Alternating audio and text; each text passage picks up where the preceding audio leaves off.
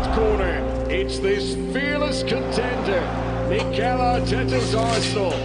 In the blue corner, this majestic champion, Manchester City, going for a fourth successive title.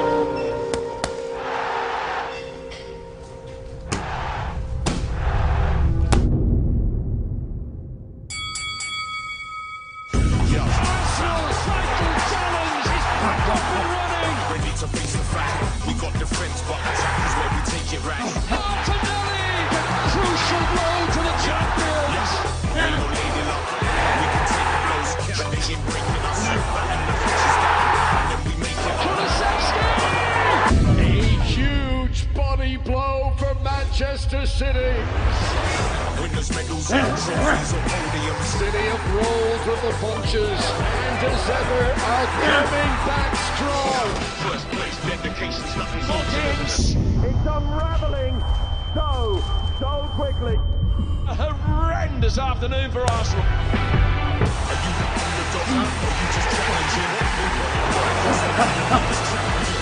Very clear message to the other contenders that Arsenal are going nowhere. In Manchester and in North London, a date with destiny.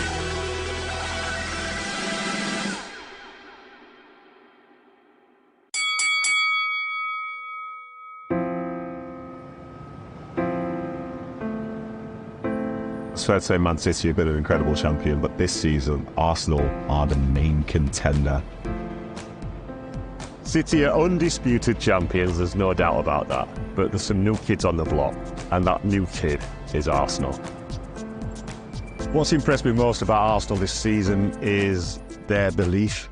After what happened last season, that could have taken quite a knock, and their confidence could have been low, but they've added to this season. They've done last season and then got better and better. I think it's been a fantastic season. Could be even better, obviously, if we win it, but even if it doesn't, we've pushed City right to the last day.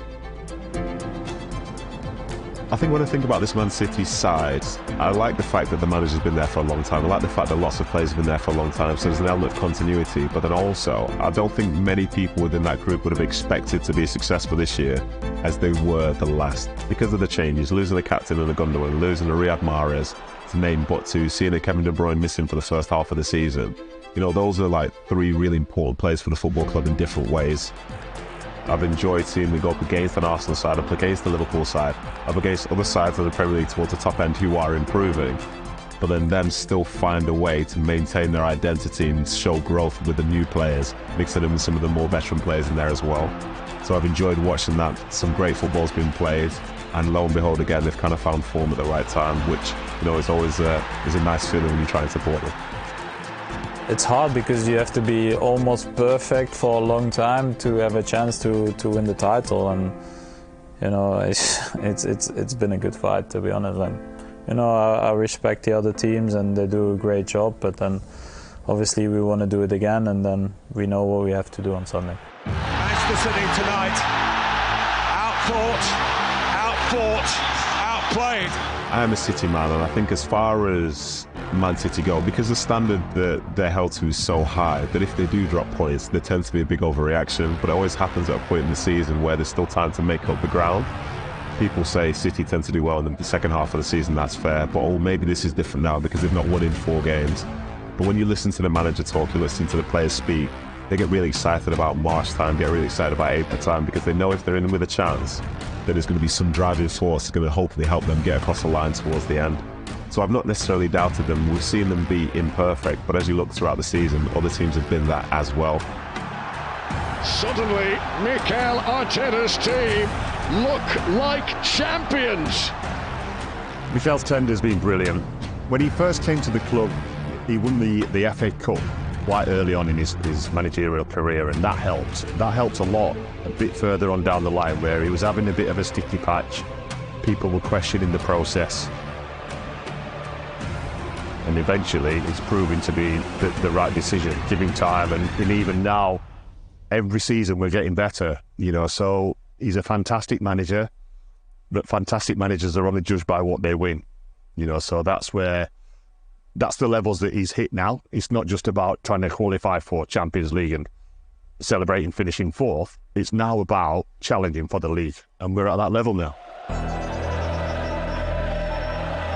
I think from the City fan base standpoint, when you look back to the fact that it was 25 years ago they were playing in the Division 2 playoff final, the club's history of success isn't as long as, say, some people perceive it to be.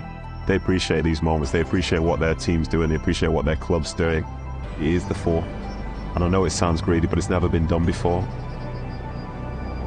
Heads off for Liverpool in the past, for ourselves, for Arsenal this season. My analysis in these situations in the modern sports, not just in football, when you arrive in the last stages being there, is because you have been magnificent. The team who wins or don't win is a big gap. So we want to experience again. All that I say, you have to perform. The title would mean so much more to Arsenal, there's no doubt about that. This stadium needs us to be winning the league, and be presented with the league trophy here. That's never happened.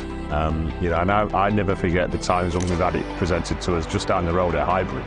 Those memories live with you forever, and that's what this stadium needs, and that's what the Arsenal fans deserve to see. Even if it's not this season, it's coming. We're proper contenders now. We have to give ourselves the opportunity to live a beautiful day on Sunday, where the dream is still alive and is possible and is football, and once we are there, we just have to live the moment, and the moment is going to be to play like every single week, understanding that, for that dream to happen, we have to win. That's for sure. You can't underestimate Everton at all. They're free from relegation. They've done really well, to be honest. They've had the points taken off them, yet they've still carried on. Dyche has done a fantastic job with keeping the motivation high, keeping the concentration levels high. So we can't underestimate them at all. It's almost like, with City playing West Ham, us playing Everton, we're almost like giving ourselves the 3 points, but you never know. David Moyes will absolutely want to go out on a high. I think the fact that he has brought success to West Ham, and I think he'll be disappointed that change is happening, and he's somebody again who's barely missed a day in football in the last 20 years. And he'll prepare his team to go to Man City and to try and win. Not just to exist, but to try and win. Because what a result that could be for him. Imagine if the last chapter of David Moyes' career at West Ham was a win away at Man City, something which so few teams have done across the last few years. We have to do everything we can to try and play the game, concentrating ourselves. We're not playing to make Man City lose the Premier League, and we're not playing to make Arsenal win the Premier League. We're playing for West Ham, and we're trying to win the game for West Ham.